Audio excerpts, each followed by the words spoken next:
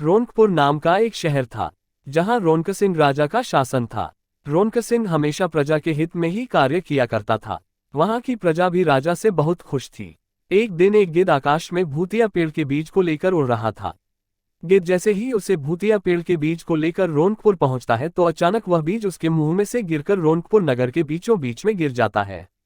वह बीज भूतिया था, इसलिए उस बीज का अगले ही दिन एक पौधा बन जाता है। जब नगरवासियों ने उस पौधे को देखा तो हैरान रह गए, क्योंकि वह पौधा काले रंग का था। बाद में लोगों ने आपस में चर्चा करके ये समझा कि वह पौधा कोई खास तरह की वनस्पति होगी, पर वह पौधा अगले दिन काफी बड़ा हो चुका था। अब तो वहां के निवासी और भी दुविधा में पड़ गए थे, क्योंकि एक ही दिन में कोई पौधा इतना बड़ा हो जाए यह असंभव है। तीसरे दिन तो वह पौधा एक पेड़ का रूप ले चुका था। वहां के लोग इस बारे में सोचकर बहुत परेशान थे। अंत में वे राजा के पास जाते हैं। जब राजा को पता चला कि एक काले रंग का पौधा 3 दिन में ही बड़ा पेड़ बन चुका है तो उन्हें भी उस पेड़ को देखकर बहुत आश्चर्य हुआ।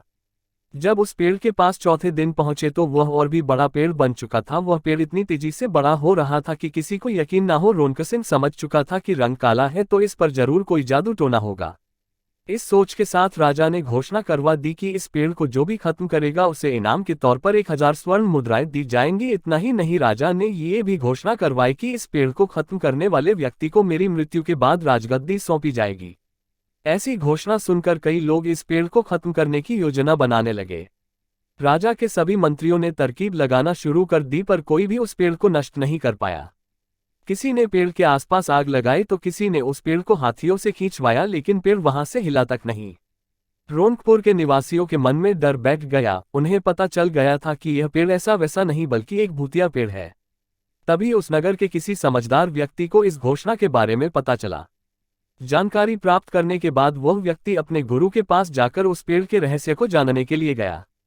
गुरु ने अपनी ध्यान की शक्ति एकत्र किया और देखकर उस व्यक्ति से पूछा, क्या तुम इस पेड़ को खत्म करना चाहते?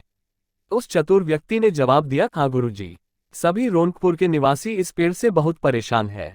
गुरुजी ने उसे बताया कि इस पेड़ को खत्म करने के लिए एक ही तरीका है, तुम्हें इस पेड़ के पास जाकर इसके आसपास नमक डालना है।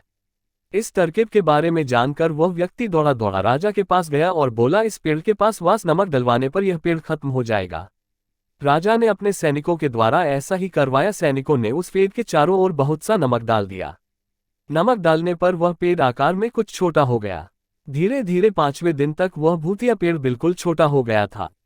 उसके बाद वह पेड़ गलकर उस जगह से गायब हो गया। उस व्यक्ति की तरकीब काम कर गई। राजा ने उसे खुश होकर 1000 स्वर्ण मुद्राएं और उसके बाद एक पत्र दिया जिसमें लिखा था कि राजा की मृत्यु के बाद वह व्यक्ति रौनकपुर नगर की राजगद्दी संभालेगा। वह व्यक्ति बहुत खुश हुआ और अपने घर की ओर चल दिया। कहानी से सीख, इस दुनिया में ऐसी कोई भी मुसीबत नहीं है जिसका समाधान न हो, बस जरूरत है तो व्यक्ति के धैर्य और समझदारी की।